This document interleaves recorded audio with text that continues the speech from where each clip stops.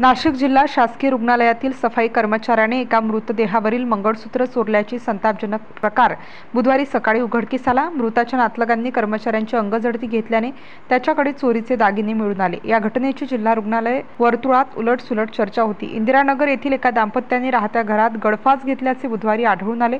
पोलिसांनी पंचनामा करून तिघांचे मृतदेह जिल्हा रुग्णालयात शवविच्छेदनासाठी दाखल केले। सकाळी 10 वाजेच्या सुमारास मृतदेह अपघात विभागात ठेवण्यात आले होते। मृतदेह शवविच्छेदनासाठी पाठविण्यापूर्वी त्यांच्या अंगावरील दागिने मृतांच्या नातलगांना द्या अशी सूचना पर्यवेक्षकाने कर्मचाऱ्यास केली।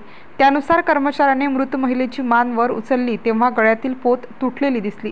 त्याने ही बाब पर्यवेक्षकास व महिलेच्या नातलगांना सांगितली। सर काय कालचा प्रकार होता, काय नेमकी त्या संदर्भात कारवाई केली? कालचं मी प्रशासकीय कामानिमित्त बाहेरगावी होतो। रात्री आल्यावर मी त्याची शहानिशा केली। आज सकाळी आम्ही त्याच्या संदर्भात मीटिंग घेतली।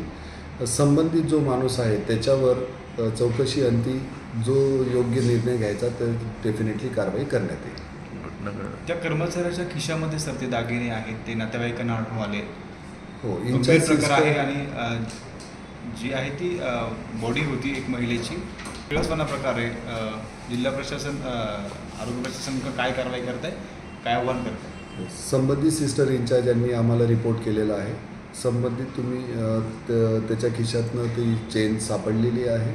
आम्ही योग्य ती कारवाई करून आता कमिटीचा अहवाल येताच त्याच्यावर स्टार न्यूज साठी मोहसिन पठाण, नाशिक।